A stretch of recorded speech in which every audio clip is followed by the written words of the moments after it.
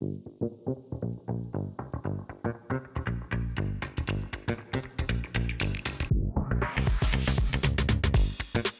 back to the E-commerce Collective podcast brought to you by Flywheel. You're listening to This Month Above the Fold, a monthly series on the Commerce Collective feed where Patrick Miller, co-founder of Flywheel, and I cover the most important commerce topics each month. And this is technically your November 2025 episode, but let's be real, let's be honest, it's a bit late, so it's your November/December/2025 Above the Fold episode. I'm Emma Irwin, I'm a brand marketing manager here at Flywheel and host of this podcast. Today, we're covering Black Friday, Cyber Monday, of course, all of the announcements and partnerships related to ChatGPT, the Warner Brothers ordeal, and some fun, rapid-fire 2025 what really deserved to be above the fold this year content. Let's get into it. Patrick, how are you? How has your last month and a half been? Everybody's sick. I was sick with the flu for 2 weeks, but not COVID, Solid. which is great. And then spent the weekend, one kid vomiting on the front end of the weekend, the other kid vomiting on the back end of the weekend. So yeah, wonderful. Awesome. Amazing. Well, after you sent me that message, like, oh, we'll see how it goes. My dog then decided she also is going to be up all night throwing up and like needing to go out, which is not the same, but I was like, that just felt like karma, except I don't think I did anything to deserve that other than received that message. Apologies for sending it to Minneapolis. Yep, to my like 11-year-old dog. But okay, today this is our 32nd recording ever of Above the Fold, if I'm doing the math right, which I think that's a lot of Above the Folds. And I was thinking about it, I was like, well, he must enjoy it if he's come back 32 different times. It can't be the worst thing in the world. I find you charming, and I love the questions and always the conversation, and yeah, it's fun. Yes, and then my other stat for the world is that I'm currently looking at my Above the Fold doc of notes, and we are on page 78 currently because I just keep it running, and my manager, who, if she were listening, would want to kill me for that. But I like everything in one place, but 78 pages of notes exist here. So just had to throw that out there to show the people the dedication. Keeps me sharp and, and just digging into stuff and understanding it. Otherwise, you'll call me out, so. All right, amazing. Story number one, of course, we are going to cover some Black Friday, Cyber Monday. What a slog. That was such a long time for a deal period. Oh my goodness. But we'll keep it, right out of the gate, we'll keep it light. Did you buy anything fun or cool or anything that you just waited on forever and ever? And then my follow-up question is, did you know it was the biggest event ever? It's always the biggest event. Turkey, it used to be Turkey 5. I'll show my age. Now it's Turkey Infinity. So I bought a Dyson vacuum cleaner from Walmart. Great experience. And it was hard to tell whether it was they were picking out of the store or shipping out of an FC. And it was great. Like it just showed up a day later, worked great. I shouldn't care. And it just worked really well. Also bought a bunch of groceries, like loving the Amazon async basket building. And I was able to get cough syrup, in 80 minutes. So impressive. Yeah. I mean, it was faster than DoorDash or Instacart. So that was really cool. And, when you're ordering on Amazon, you're not paying a delivery fee, and usually I'll get to that in a second, and you're not tipping. And so if I think about sort of long term, it's like, yeah, Amazon and Walmart are going to do real well here because of the tip fatigue that everybody has. Now, that said, what I find really interesting is sort of like, as Amazon builds out the network, it's like, okay, if I want it in 80 minutes, I can pay, I pay a couple bucks. And well, for cough syrup, and like everybody's dying of sickness in my house, I'm like, I'm willing to pay $4 to get Dayquil. But on other items, it's like, oh, I can push it out. And so I have like the Prime Visa card. And so like I can save 7% if I'm like, I don't need this for another week or so. And so they're incentivizing the optimization of the network via economic incentives to the customer. And so I'm saying, oh, I need cough syrup right now. I'm going to pay $4. Whatever. I need wipes in a couple of days. Yeah, I can save some money. So it's really interesting to see how they're optimizing the network, and they're sort of gamifying it for users, which ultimately should then decrease costs for them. Got it. Okay, this is one of the first years that I've actually made some Black Friday, Cyber Monday purchases, which feels kind of crazy. But I generally, all my clothing and things come from Gap, which is basically always on sale, or just secondhand, and that's never on sale. So the deal periods usually don't really impact me. But anyways, I appreciate it. I had 98 years to decide on the products that I was going to buy. But I felt bad for advertisers who were trying to get me to convert, because per the amount of ads I saw, I definitely cost more to acquire that for that purchase than the actual purchase was worth. You think that? Maybe. But I bet, I don't know. We'll see. Okay. But On that, with the continued extension of events, do you have any advice for brands or advertisers when it comes to planning for how much to invest heading into these incredibly long deal events? Like, you invest in the lead up, but now the lead up is like 14 days before the 20-day event. And then at that point, you're just investing in the entire year. Like, what's your advice for brands trying to figure out what to do with this? Yeah, I think on a selection basis, thinking through sort of as you release a new SKU, like what's going to be a promo heavy SKU, what's a promo light, and what's a never shall I promo, and being disciplined about that. Increasingly we're seeing things like Keepa are being baked in on site, by Amazon, and so customers are going to have more and more visibility to pricing variances. So I think for brands, like sort of knowing which items you want to promo, which ones you don't, to create some of that scarcity effect, even though sort of like there is, we're in an inflationary period, there's a lot of fatigue, there's a lot of deals, and people are going to look for that impulse. But if it's not a sincere deal, you're going to have trouble there. One thing I did find really interesting, sort of like I was doing some digging around this morning and sort of like back end data. And for me, like ASP on Amazon continues to moderate sequentially. And it's not necessarily on an ASIN by ASIN basis, but it's driven by mix shift, which makes total sense. They've talked about leaning into grocery and leaning into household essentials. So also like sort of not surprising that conversion rates are up, right? Especially because a lot of these items you don't have to hit the PDP, to buy grocery household essentials. Like every time I check out, it's like, hey, do you want to add carrot juice or wipes or whatever? But glance views are also up sequentially. And so like that's really surprising me. If the growth vector, they said in last earnings is CPG and it's growing at twice the rate of everything else, but I don't have to hit the PDP to buy a lot of those grocery items, but yet glance views are still up. And so that then tells me that like they are then taking share. And then at the same time, it's sort of like, and I'm also seeing, and this, which I think driven by the network, is that procurable out of stock, continues to decline. So items are in stock, they're closer to customers, faster to get it, and they're also then decreasing cost. And so like, I think when everybody does like the post-mortem of this holiday, we're going to see that Amazon took a lot of share from Target and regional grocery. However, it's still a little bit of a hot mess. Like when you go to order the stuff and it's like the fresh stuff is showing up in one truck, and then, sometimes like a gig worker, and then like the core items are showing up in like the regular truck. And so that then tells me that Amazon longer term has an ability to bridge to profit here as they sync those warehouses. Gotcha. For the sake of time, I'm going to keep us moving. And I was like, okay, think of a question. Got nothing. Next. You don't want me to keep talking about my grocery ordering? Come on, I can go even deeper. I know you can. Okay, story number 2. We are, of course, talking about ChatGPT. Isn't that crazy? But this time I can bring that per some recent Flywheel Retail Insights reporting. We're forecasting that ChatGPT is likely to become a top 10 global e-commerce retailer by 2030.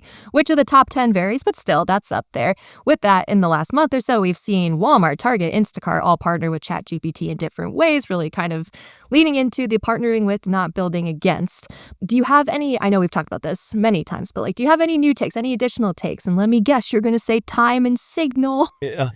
Always. There are only two vectors that matter. ChatGPT has both in the sense that people are dwelling on it, longer and longer. And they're different sort of queries. It typically more intent-based, like you go there with the job. And I just look at it as sort of a search, until it's hands off the wheel and it's actually doing the thing for me. This is just a different type of search. And it intends to be spending a little bit more time.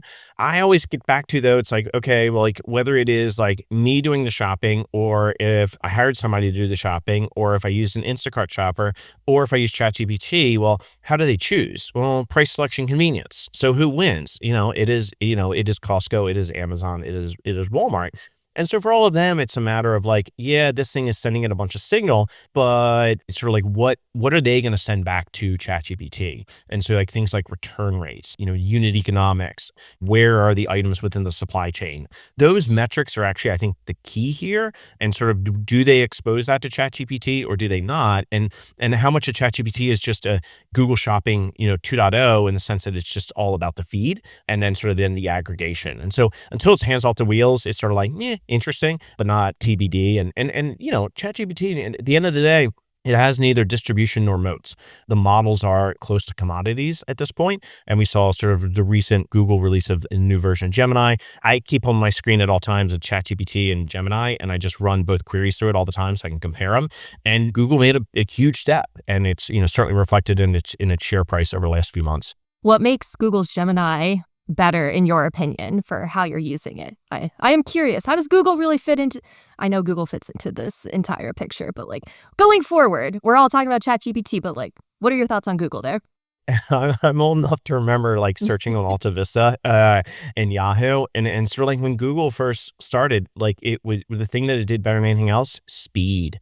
And it would say how fast it was running queries, and that's what I'm seeing with Gemini. Like it works really, really fast. And so I think that's number one. The quality of the output is great. It's certainly on par with ChatGPT. I think ChatGPT is a little bit better if I'm like uploading docs to it.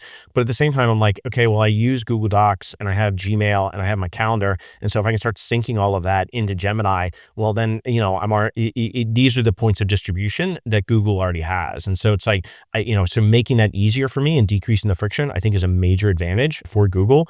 And I certainly wouldn't bet against them. Got it. All right. I'm moving us into story number 3.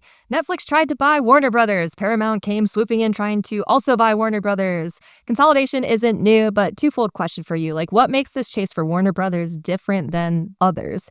And then 2, is too much consolidation a bad thing? The Threads/Twitterverse that I live in is not about this level of consolidation, but I'm curious your thoughts. Okay, so first, I know nothing about the content business and studios, and have never been invited to any of those parties. And I have the long standing as being the worst dressed person that can, and I wear it proudly. That said, somebody like, who's just got like all these damn subscriptions everywhere, like if we're playing Survivor here, like last two on the island are Netflix and Disney, right? And so it's like all the other ones like Max, HBO Max, whatever the hell it's called, like, yeah, it's got some great content, but like, like I've unsubscribed to it. I'm like, why the hell am I paying this? I don't never watch this thing.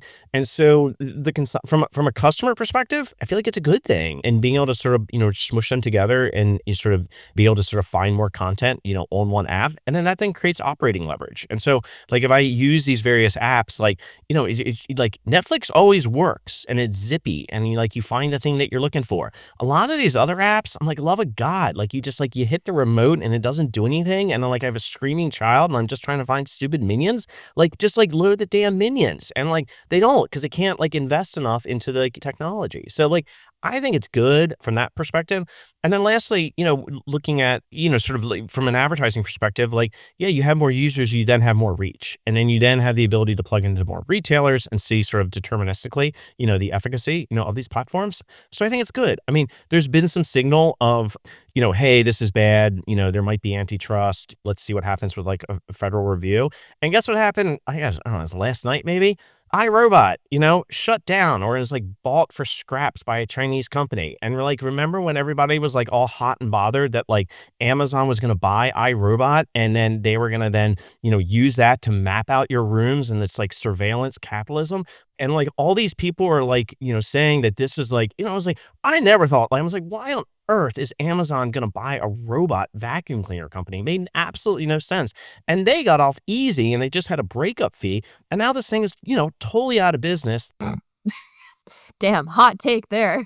That's not a hot take. It's true. Like, it's just, okay, it was said with hot force. That's what I meant. We got 1 minute left. we're going to do some 2025/leaning 2026 rapid fire, which is still subject to additional questioning because I'm in charge. But just to have some fun, this is the last episode of the year. So I want to know, in your opinion, in 2025, what was the most innovative launch announcement, product, service, etc.? Amazon supply chain and grocery, by far. Why? One sentence. It's just so damn fast and it works well and the pricing is sharp and it's just saying it's like they're a supply chain company. They just made huge advantages. Got it. All right. Most overrated story in the news cycle. ChatGPT, no moat, no distribution. Yeah. Boom. Okay. If you had to pick a retailer of the year, who would it be? Walmart. They keep picking up affluent customers. They are leveraging Instacart to pull those customers in, and then they will then build out additional identity and then, create more value. They're doing great. Huzzah. Okay, one thing advertisers should leave behind in 2025. Instacart personalized pricing. Like I find it absolutely insulting and it reminds me of like Staples a decade ago. And it's like, and so I've then gone and like built out baskets for myself and comparing a regional grocery store compared to Walmart. And it's like a 20% variance. And so, yeah, I think that's just bad. Speak your truth. Okay, last one. And as if you haven't already, but... Yeah. This is what happens. I wake up at 4:00 in the morning and I have kids vomiting all over me all weekend.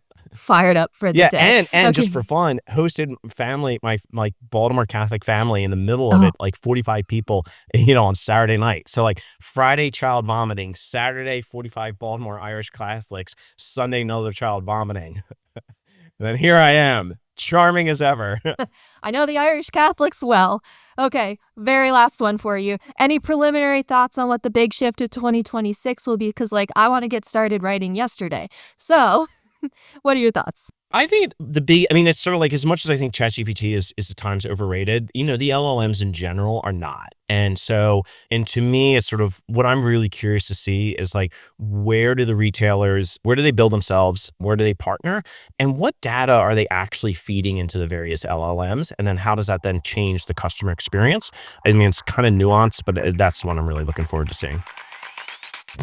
And that's it for this month's and year's commerce news. We'll be back with this series at the end of January, covering everything you need to stay on top of it in commerce. And from all of us at Flywheel, we hope you have a very happy holiday break. I'm Emma Irwin, and we'll see you next time.